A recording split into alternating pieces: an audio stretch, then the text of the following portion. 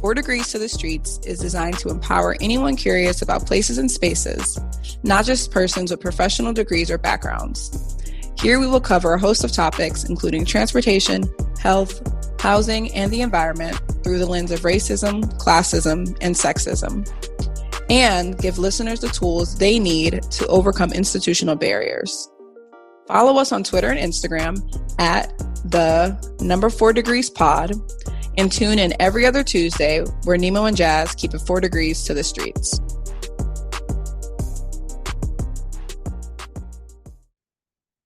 Hello, everybody. Welcome back to the 4 Degrees to the Streets podcast. We are coming off of the end of a very exciting Black History Month, and we were able to accomplish a good bit of things. And it was nice to kind of be able to mix in health and wellness and how Jasmine and I, how that shows up for us in our daily life, while also connecting it to planning and the built environment. We had 2 episodes, one with Free Flow Fit and one with Ace Yoga LA, both health and wellness, Black women who are just killing it in the health and wellness space for their communities. And for people who look like us, we also shared some of our favorite books last week. And y'all were really, they were like, I'm getting this on Amazon, like y'all be reading.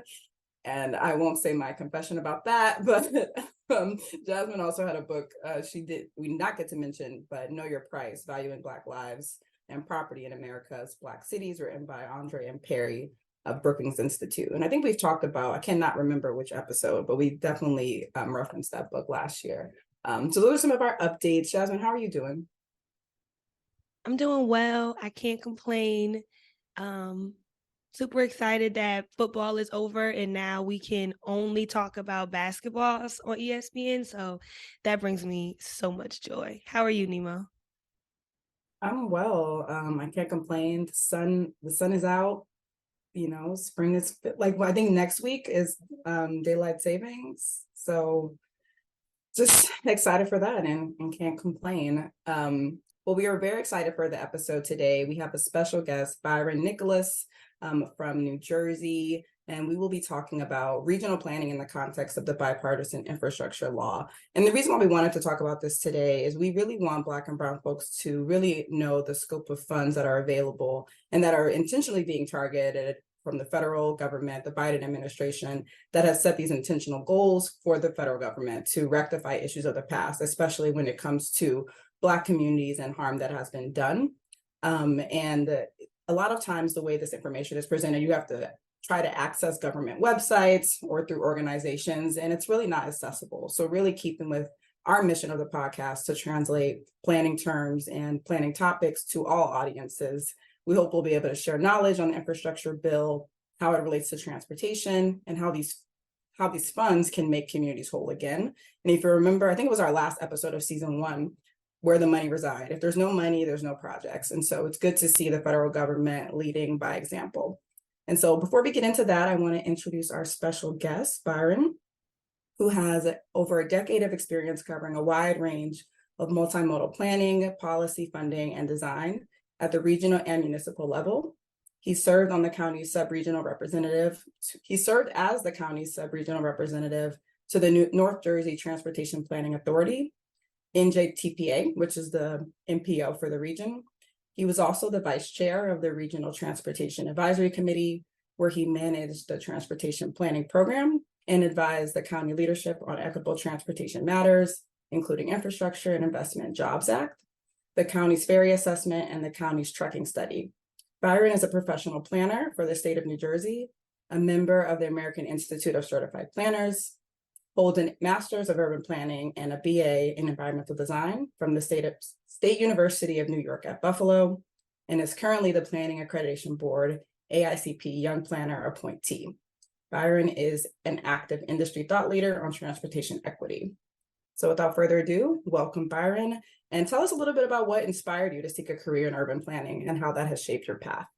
Hey guys, I'm excited to be here, so thank you for having me. I'm definitely a fan of the show, and yeah, urban planning has definitely been one of those things that I've been interested in at a very young age. I grew up in southeastern Queens, and just the traveling from southeastern Queens to Manhattan, acknowledging and understanding the urban transect and the different housing styles or the different land uses was definitely a huge interest that I had, especially taking public transit, taking a bus to the train. And again, just realizing, how the spatial component of the city was just, so amazing. But I also want to contribute some of my interests to planning based on my mom's and my mother's and my dad's profession. So like my mom, she's a housekeeper and she worked in different parts of the city. So I was able at a very young age, taking a train by myself to meet her in the city and, just exploring the city by myself and understanding, again, like how the city was or is just an amazing place in of itself. And then my dad, he's an architect. He's retired now, and again, just visiting him and his office space really allowed me to understand the built environment and just knowing that I wanted to go in a profession that I could see myself in, that office space industry. That at a young age that stood out to me. So I think, yeah, both of their professions growing up was definitely something that I would say had contributed to my interests. And then lastly, ACE mentorship program. It's a program in the city that allows young students in high school to really know about architecture, construction, and engineering. And my placement in that program allowed me to really understand the planning profession and adjacent professions, what it does in a more technical aspect. And that solidified my reason to study and pursue urban planning in college. So I definitely want to give some credit to ACE mentorship program. Following the mentorship program, is there a way that you thought you may be working in planning, and how has that changed from what you're doing now, or if you've been pretty much on the same path? Yeah, so I think back then I thought planning would have been, such a smooth sailing industry where, you just set your plans and if you have to work with the community and that's it. But at this age and based off of the experience that I have now, I realize how political planning can be. I realize how much effort goes into coordination and with different agencies, different community groups. And again, like just thinking about people's interests and tying that to what I'm doing, it was, yeah, in general, it was just it's something that I think as I explored planning, I didn't imagine it would be this intricate and this intense in that sense. Nemo, what inspired you in planning? Are you doing what you thought you would be doing when you set out to study planning? No, no, no, not at all. I think I was thankful to find urban planning pretty young. I was 17, and I know a lot of people usually discover it while they're already in school, or maybe they were studying one thing and then discovered planning along the route. But I was able to, start that educational path in higher education pretty early. And I had always seen myself doing a lot more grassroots, a lot more nonprofit work. But I knew I always wanted to experience local government. And so that is, I think I'm in that path currently where I'm getting to do that. But I was always intimidated by the transportation field and intimidated by numbers. And now I've been doing that for the last couple of years. And so I always encourage people to not shy away from the things that may make them nervous or may intimidate them, especially too if they don't see people in those spaces that look like them. But to know that you can try it, you can see if it interests you, and not let anybody shake you or scare you out of something that you're truly passionate about, which for me was how people move around from place to place. But what about you, Jasmine? How's your path been? All over the place. Definitely thought I would be doing transportation planning, working on the real estate side. It's not something that I thought I would be doing. And I remember being in both undergrad and grad school and saying like, no, I'm not going to do housing. Like transportation is more important. And look at me now. But I'm happy with the full circle. I was just talking to someone the other day about like your journey and how like you have to take the full path, whatever that looks like for you. And you need all of it because it's going to come into play in different areas of your life. So really grateful. We had an episode we talked about 4 degrees and 4 careers. I think that was like in season 3 or something, where we had a panel of planners, people that have studied planning but are doing something else. And I think that just speaks to the degree and like how much you learn in the field and how easy it is for you to pivot into different areas of the built environment, where if you studied transportation planning in school, you can still end up working in a real estate space because you have this knowledge that it's a really transferable skill set. So the purpose of this episode, as Nemo talked about, is to kind of discuss the bipartisan infrastructure law and connect that to regional planning. Byron is our regional planning expert, and he's going to lead us through this episode. And Nemo and I are just kind of here for the ride. So I'm going to provide some context really quickly on what is this infrastructure bill. And so the Infrastructure Investment and Job Act, also known as the Bipartisan Infrastructure Bill or just the Infrastructure Bill, was signed into law by President Biden on November 15, 2021. The United States hasn't had a single bill that provided this much funding for infrastructure since the New Deal with FDR. The difference now is that this infrastructure bill is not a stimulus package. The New Deal was designed to kind of get us out of the recession or the Great Depression. And this is more of a long-term commitment to building up America's infrastructure. And it's a 1.2 trillion with a T and an R, $1 billion initiative of government spending, and about 550 billion of it, or roughly half, is new funding. And so it's new funding because different agencies, whether it's Department of the Interior, Department of Transportation, the NOAA department, all the different departments already have their kind of budgets annually that have like stepped up increases. And so this additional funding is like a new layer of funding. And so majority of it specializes on transportation. So 283 billion of it is dedicated to transportation, but it also includes broadband services, what are like the internet and phone services, the power in our grid system, water, resiliency, just generally water for the western part of the country, Colorado, California, Seattle areas, and then legacy pollution. And so I just wanted to highlight one of the levels of the infrastructure bill that was interesting to me. And so part of the bill has $16 billion dedicated to orphaned wells and abandoned mine lands. And that was really interesting to me because I never really thought about the number of people that live in proximity to abandoned coal mines or oil fields, but it does create an environmental safety hazard for those communities. And so this bill, as part of it being infrastructure, is not just roads, bridges, tunnels, airports, but also just all infrastructure across the board. And I thought that was really interesting. I wanted to highlight it for the listeners. I think that piece that you pulled out, Jasmine, I think gets at something else about why the bipartisan infrastructure law is important for where we are in this country right now, is that really from my point of view, where I see it is that the Biden administration really acknowledged the state of infrastructure in this country. I think they actually used the word, it's crumbling.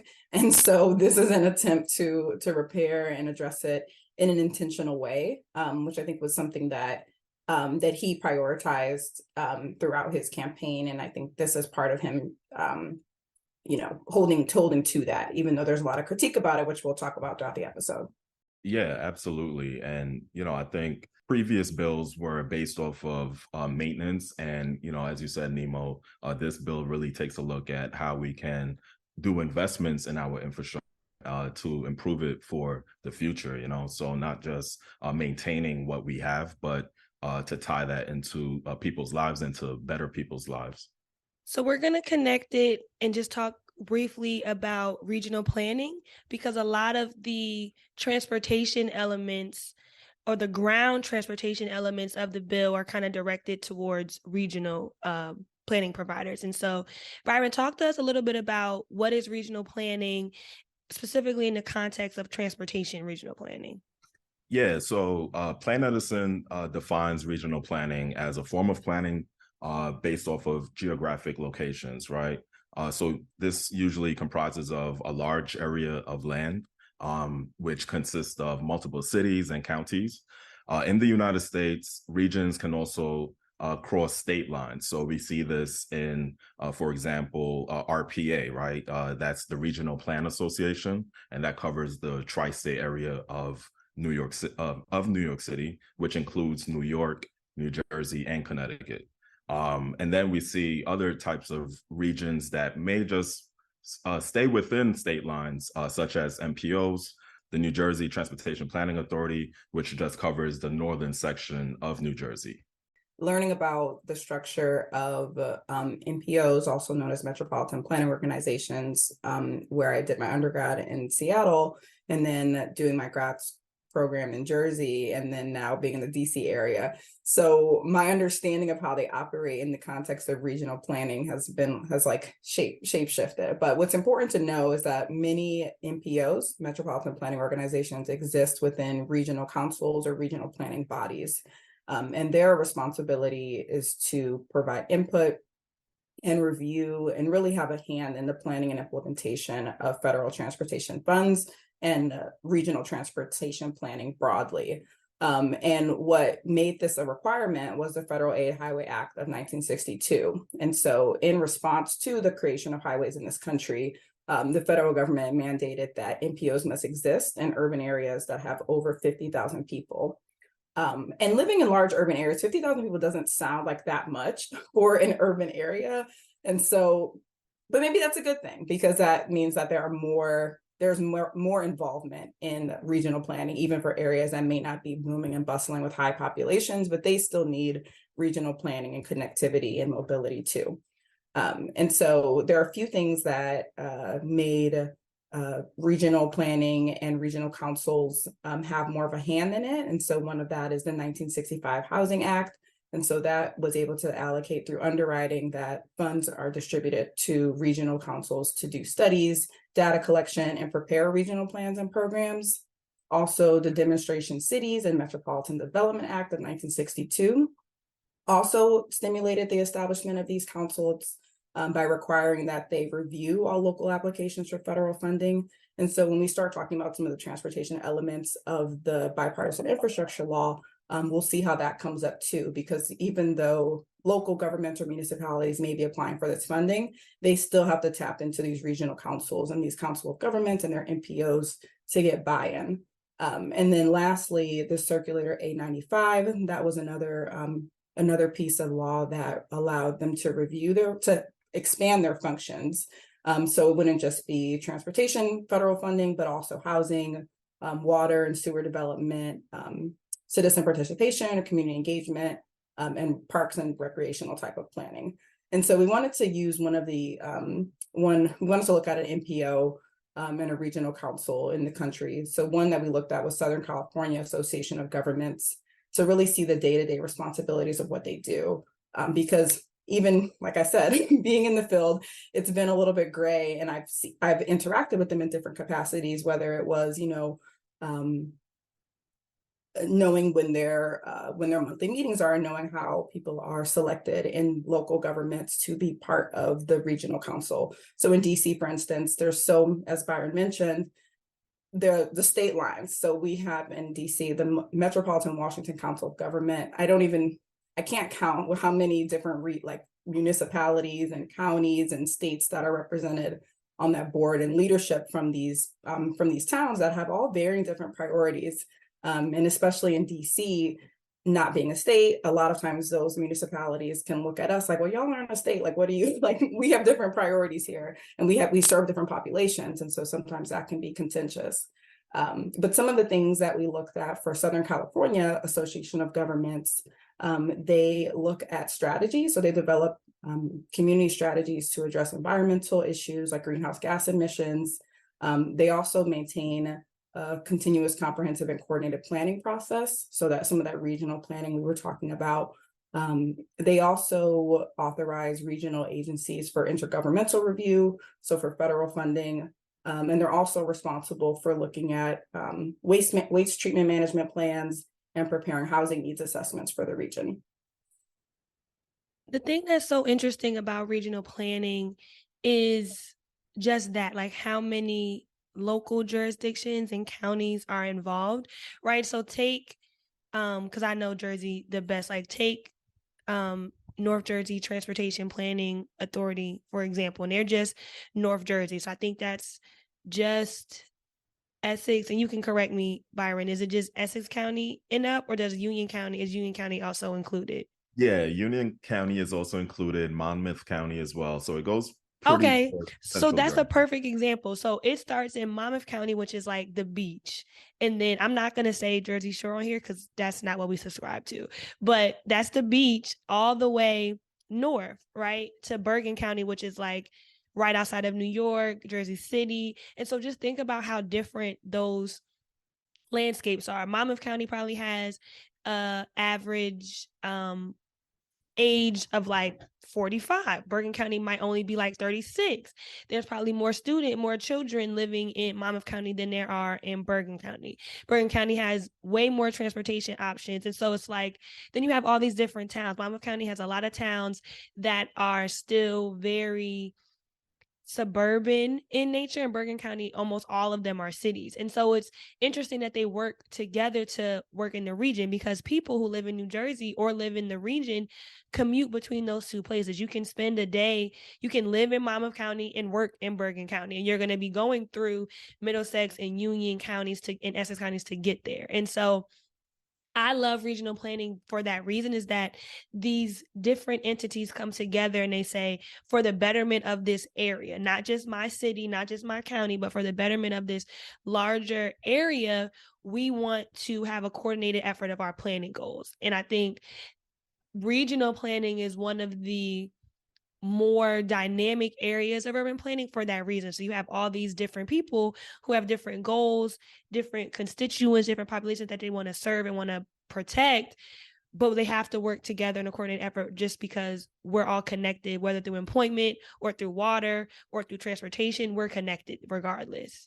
Yeah, absolutely. And just to add on to that, when it comes to different initiatives, such as electric vehicle deployment, or BRTs, for example, that takes a great level of coordination and participation amongst multiple municipalities and counties, right? So when it comes to the MPO, they would serve as that central unit that will try to guide initiatives, different types of initiatives in that sense. Byron, I'm curious, how have you seen it from how you've seen the representatives and the employees maybe internally inside of regional planning councils or MPOs, and how they work with municipal leadership or people who are working in the local government or the county? Yeah, so there's a board structure, right? Each member of the board represents the municipalities or the counties that serves in the MPO, right? So when it comes to, for example, NJTPA has about 13 representatives, and there's going to be a sub-regional representative for each. And the idea of that sub-regional representative, their main goal is to act as a liaison, or is to liaise between the MPO and the locality. Essentially, whatever interest that the locality may have when it comes to transportation goals and objectives, they're supposed to communicate that to the MPO, and the MPO is supposed to provide resources that would forward the goals and objectives of that locality. And from the other end as well, the MPO may want information from the localities, or especially when it comes to community involvement. And the best way to involve the community is to, in terms of the MPO, is to rely on that sub-regional representative to be understanding of that particular county or municipality, right? So they can serve as that medium between the community members and the MPO. Thank you. Yeah, I would just want to reiterate for anyone listening, and this may be all brand new and be like, what are they talking about? Like, what is it? What is this NPO? What does it have to do with the federal funding? I think the point that we really all want to stress is that this is relevant because again, on federal government websites, you might have to look for a little bit deeper, but there's not really that specific connection that to receive federal funding, it has to be approved and reviewed by the regional planning council or by the NPO.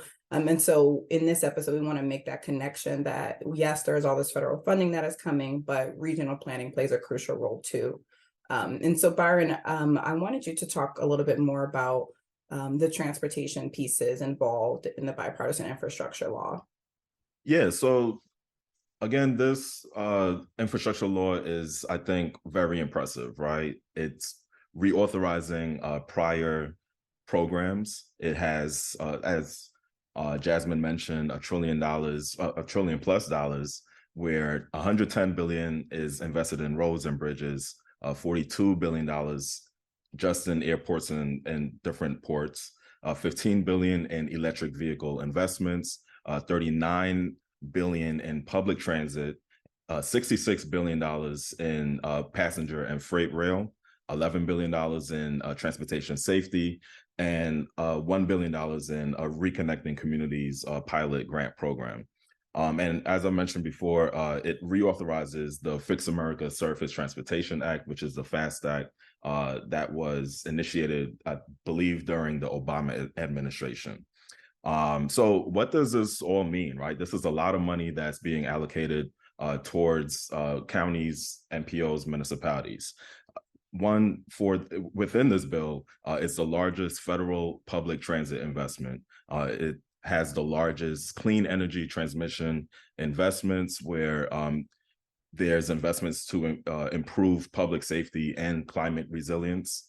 That it's creating thousands of jobs across the country. We're thinking about within this bill, it's also creating a national network of EV chargers, which I've alluded to before. And I think what's the most important factor in this particular bill is it's using equity as a framework. It's using equity to be that pillar that overarches all the programs that the bill introduces. And we can talk more about that as throughout the series, but equity in this particular case is going to be very important when it comes to funding allocation. I'm looking at the chart that Byron has in here, and I'm looking at this $42 billion number for airports and ports, and praying that EWR, Newark, New Jersey's airport, is getting like at least 3 or 4 billion just off to the side, because we need it terribly bad. I'm so tired of Newark Airport. So that's just shout out to New Jersey. But I think this is a really interesting infrastructure funding structure because of the way that it separates out transportation safety, climate resilience, connecting communities from roads and bridges, modernized public transit, and passenger and freight rail, right? Because if you expected that roads and bridges would then include transportation safety, you might not get transportation safety, right? So you have to say this funding is specifically allocated towards transportation safety improvements. Because if you just say, here's the money for roads and bridges, but make sure that you're adding in some safety elements, they might not occur.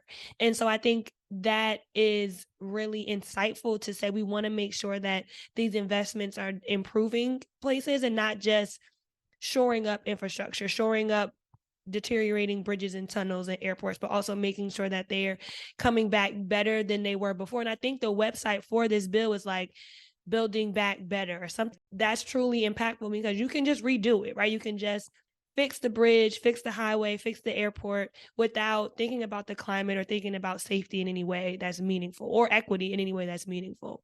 Right. And just to add, the bill pretty much separates discretionary funds from formulated funds, right? The formulated funds is essentially proportional funds that the Fed send to localities through NPOs.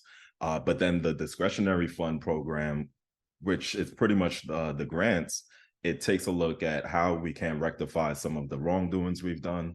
How can we reconnect communities, for example? And it centralized equity as a main framework. I'll just add, if someone's listening and wanting to kind of just get a broad view of what's been done so far, as Jasmine mentioned, it was signed into law in November 2021. And so there is a tool that we'll put in the show notes where you can map out, you can see the map of the US and where formula and discretionary funds have been granted and the project amount and what it will be doing. And just visually, you can see the eastern part of the country has a lot more investment so far, but that just may be the distribution of kind of rural and urban and like where infrastructure is already existing, or the age of also of the country is just my guess of why they may be looking heavier on the eastern part of the country. Byron, do you want to say more about formula funds and discretionary funds? Because I think those are big vocabulary words that we break down for the. That's a big word for Elmo. Yeah, you're right. So when it comes to formula funds, for example, USDOT has a program called National Highway Performance, right? And it takes a look at the safety, as you mentioned before, Jasmine, the safety regulations and protocol, and it allocates funds to improve safety on our national interstate highway. There's other different types of programs where the federal government would, again, appropriate funding to the state DOTs. And then within the discretionary funds, I believe most programs go through, or all the programs rather, have to go through the MPO. So as I've pretty much touched on before, when it comes to the grant programs of the past, they are different from these grant programs where equity is a huge component. And we're taking a look at equity when it comes to environmental justice. We're taking a look at equity when it comes to community engagement. And I actually want to use the term community involvement because there's an emphasis on doing consensus building with the community prior to applying to these grants, right? They want to make sure that the USDOT and the federal level want to make sure that everyone is on board when it comes to the partnerships and the collaborations for these projects to be initiated and to go through the delivery process. The purpose of our podcast is tools, right? And is sharing knowledge for communities that they can use to better their neighborhoods. And for people who haven't studied planning or engineering or architecture to listen to our podcast and take this really technical knowledge. All of us on this call have master's degrees in planning and say, okay, well, I want to do something XYZ in my neighborhood. And so we're going to talk a little bit about or dig into really the Reconnecting Communities pilot program. And while the application process has closed for this year, it will be reopening either next year or in future years. And so I saw this come out and I saw all the Plan Citizen articles and the APA articles and the ULI articles, and I didn't see as many like newspaper articles about it, like things that would actually reach people who aren't just like planning nerds. And so I'm really excited about this conversation because I'm hopeful that there are a lot of people who are listening to us who will work with their MPOs or work with community organizations in their neighborhood to apply for them, because I can think of so many communities that can benefit from this program. So what is this program? According to the program fact sheet, which we will have in our show notes, we have everything in the show notes. The purpose of the Reconnecting Communities pilot program is to reconnect communities by removing, retrofitting, or mitigating transportation facilities such as highways or rail lines that create barriers to community connectivity, including mobility, access, or economic development. The program funds planning and capital construction to address infrastructure barriers, reconnect communities, and improve people's lives. So what does that mean exactly? It's saying we have a transportation facility, whether it's a highway or a bridge or a tunnel or just a really wide arterial roadway that is limiting people's connectivity to other parts of the city, to jobs, to employment, to their waterfront even. And so we're saying we want to have this grant program, people apply to it, in which they can fix certain elements of that transportation network. And so we had an episode, season 1, we talked about all these highways that just cut up communities through our Highway Act of 1954. Am I doing that right? And so tons of cities have highways that rip right through the middle. Miami, St. Paul, New Orleans, San Francisco, New Jersey, East Orange, New Jersey. So many different cities are dealing with this issue, and Brooklyn, the BQE, all of these different, and Cross Bronx Expressway. I could go on for days. And so I think this pilot program is amazing, and let's talk more about it. Nemo, I know you want to highlight one of them in particular. One of the examples that came to mind, and it was also mentioned in the bipartisan infrastructure plan, or I guess maybe the original one, because it went through several iterations before it was signed, is I-10 in New Orleans. And that's where I was born. Did not spend a lot of time, or even, was not necessarily there to understand it once I had an understanding of planning. But specifically I-10 cut through a neighborhood, and it displaced many Black households. And it's also interesting that a lot of times when this specific example is mentioned, they talk about the oak trees that were also displaced too. And I think about that from an environmental standpoint too. Yes, people's homes and their livelihood, that's like top priority. But what happens when we also take away green space, which is also something that we've talked about many times on this episode, on this podcast. And so, even just and I won't get into it too much, but understanding the demographic makeup of New Orleans. And even I think if you date back, Robert Moses was actually involved in the original plan of what that highway would have looked like. But due to grassroots movements and activists, it was stopped, and it wasn't able to be appealed. It wasn't able to, the activists were able to stop the federal government initially. But then later, that was when I-10 came along and destroyed that historic Black neighborhood. And so I think that same kind of mindset can be applied to this pilot in terms of who's advocating for it. And it's too late to stop all the highways that Jasmine mentioned, but I think there's room to be innovative about what we do next. Speaking of highways, I'll just share a quick little personal anecdote about the Cross Bronx Expressway. I was hit by a car near the Cross Bronx Expressway as a pedestrian. I don't know if even Nemo even knows that. But yes, I was a young planning student doing a parks and recreation study in the Bronx.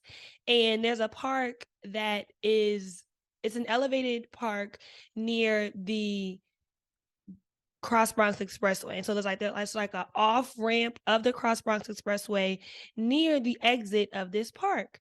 And I was in the park taking pictures, trying to get my research done.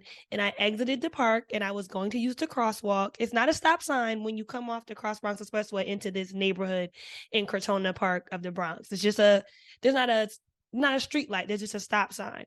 People run stop signs all the time, especially when you're coming off the Cross Bronx Expressway. When you're going 80 miles per hour, you're about to enter a 25 miles per hour zone, you're not stopping at this stop sign. So here's me crossing the street in the crosswalk. Boom, I'm hit by a minivan getting off the Cross Bronx Expressway. And so had to go to the hospital, all these crazy things. But that's just to say, these highways had drastically changed neighborhoods, right? So they literally think about how wide a highway is, right? Each lane might be 14 feet across, and there might be 6 lanes in each direction.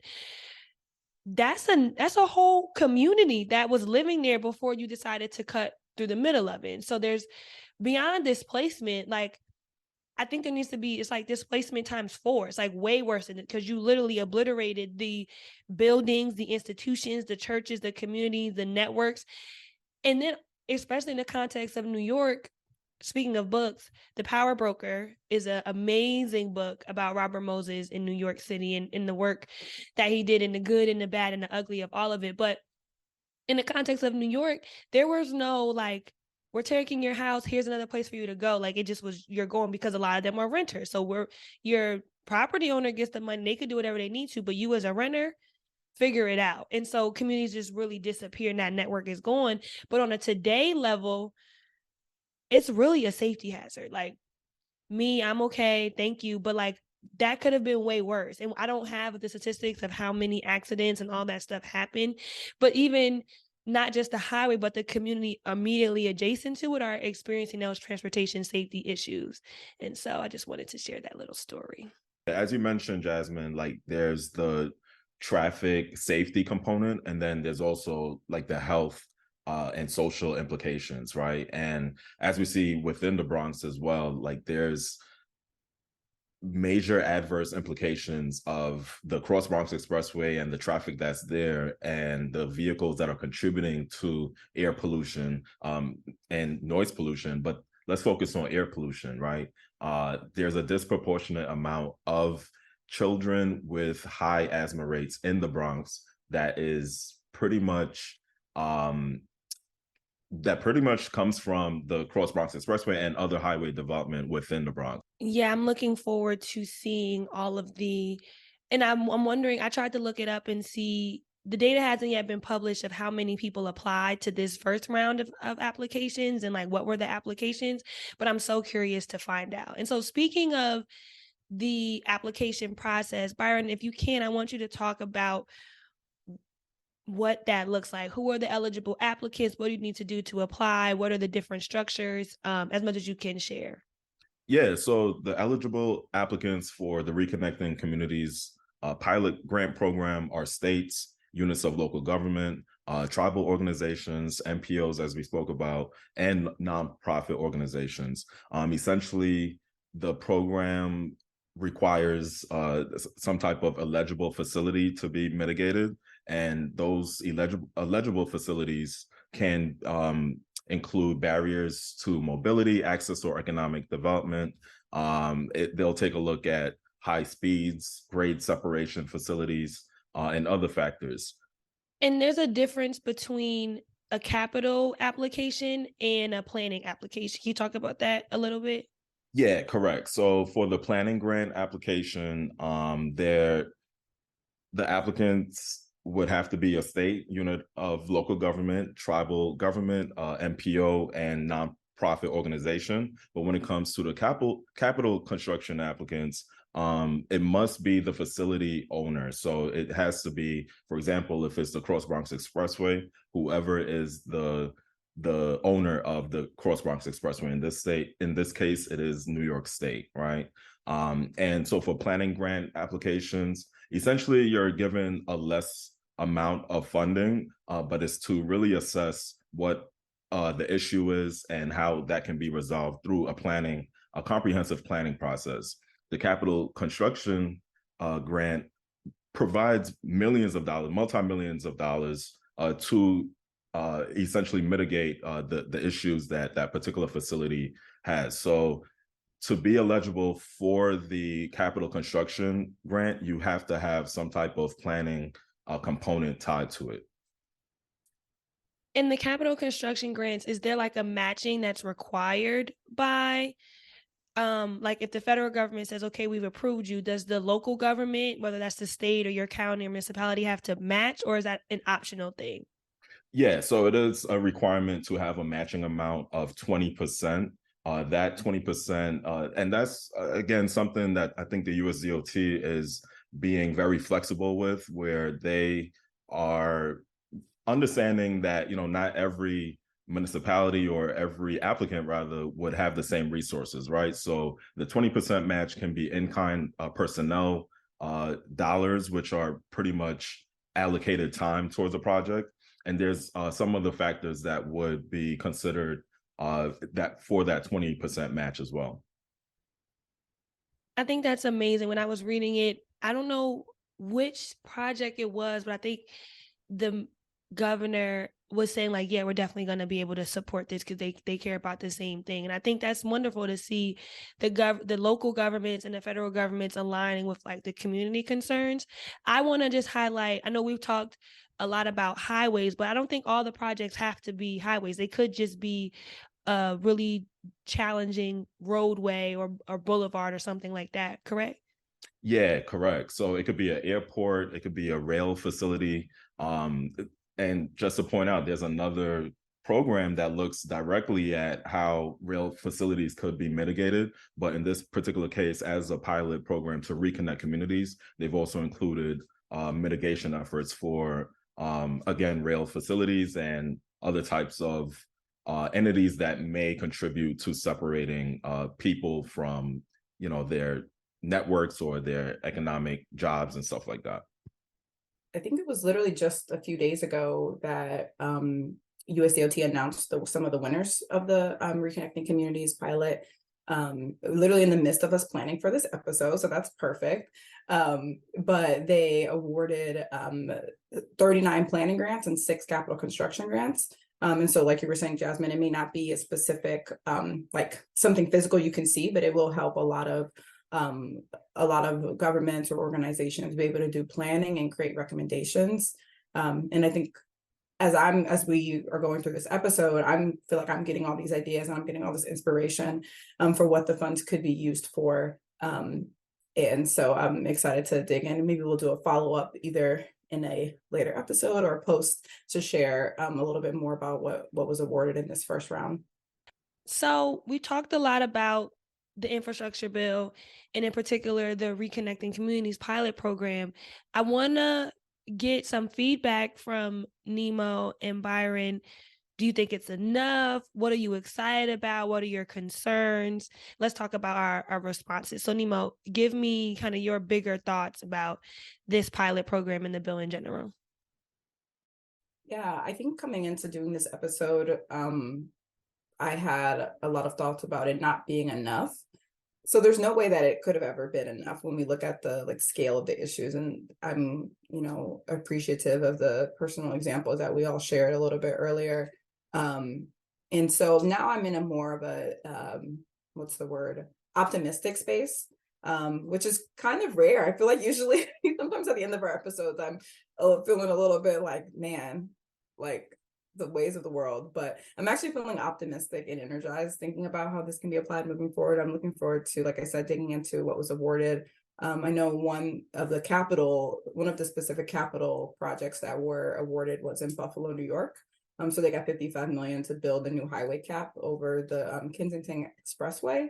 And so that specifically impacts the city's Black residents on the east side.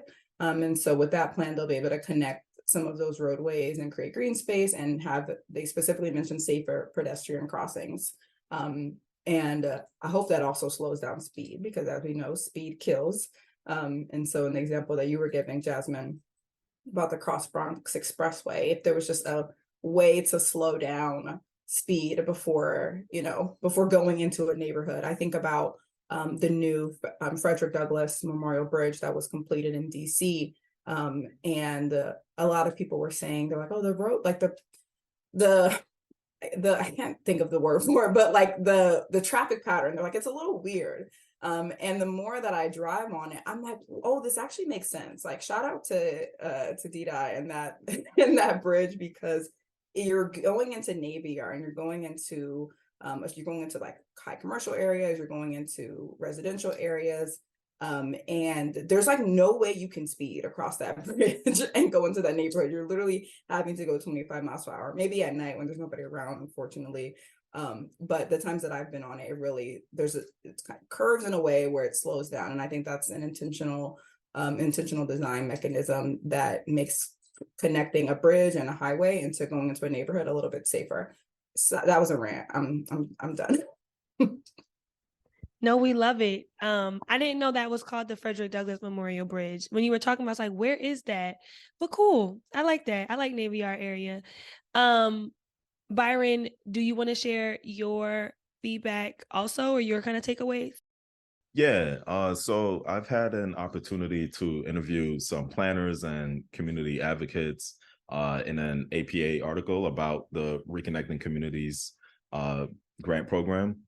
And one thing that I would say was a consensus was that everyone seemed to love the fact that the grant would tackle multi-modality, right? And improving access for active transportation users, not only people that are driving. So when it comes to bicyclists and pedestrians, a lot of folks were excited that these grants would be able to allocate funds towards those type of facilities, right? Like bike lanes and sidewalks and other stuff. So another thing is there's a great interest in just improving the health, social, and safety outcomes of neighborhoods and communities. And for example, we have advocates such as Nilka Martel, who works with a public health expert like Alex Levine, who's the co-founder of Bronx One Policy Group.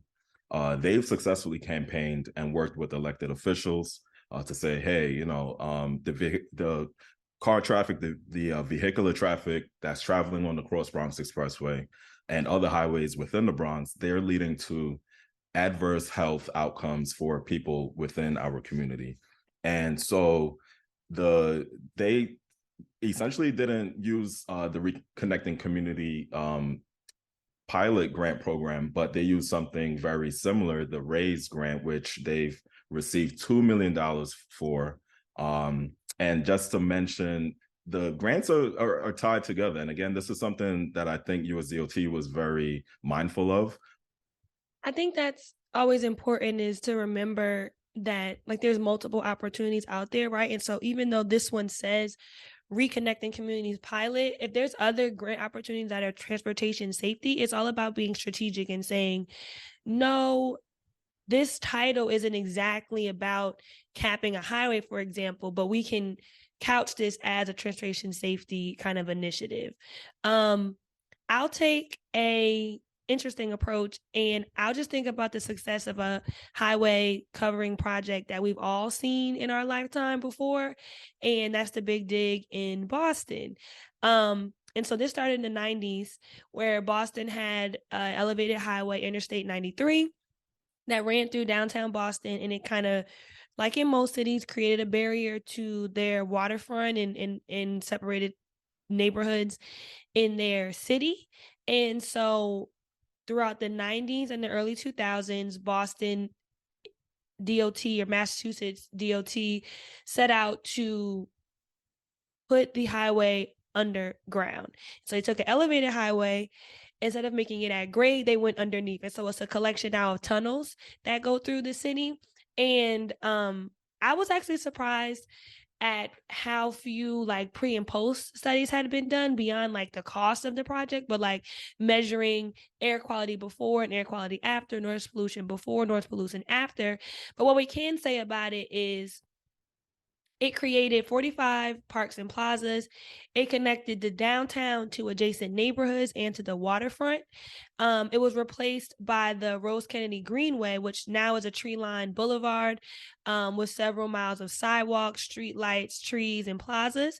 And so some of the improvements we can see as a result of this undertaking were traffic flow. So a big issue with the elevated highway just wasn't enough space for all the cars and the population growth that Boston and their metro area experienced. And so now with this underground highway, there's enough space for all these cars to get through. And from an engineering perspective, that's like the number one thing that they care about, is like average annual daily traffic flow. It's like a real big important thing for engineers. And then value, right? So now living in proximity to a highway generates lower housing value. But if you live in proximity to a tree-lined boulevard, now this land is more valuable for development. That then results in the city of Boston and the state of Massachusetts being able to collect all these additional taxes from this higher valuation. And that brings in a whole equity concern on the sidelines. But then there's also neighborhood connectivity. And so because there's no longer an elevated highway, and we will try to put this before and after picture on our social media page, so you can just really see the drastic change, because it's insane.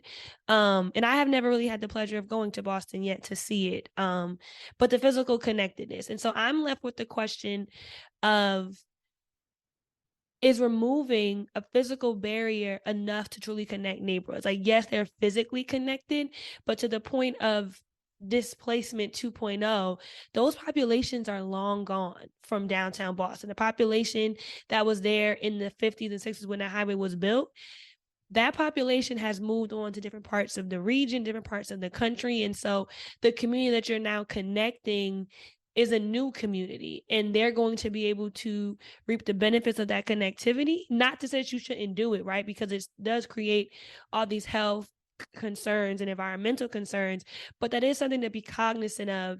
And we had Charles on the episode, we talked about reparations, and I'm just going to drop that as a little nugget here really quickly.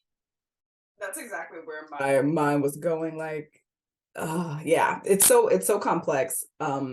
Because I think you asked a really good question of like the displacement 2.0, and what the intentions are, because I do think it can be done. I do think there can be a way to connect communities without displacing the people who have lived there for, decades.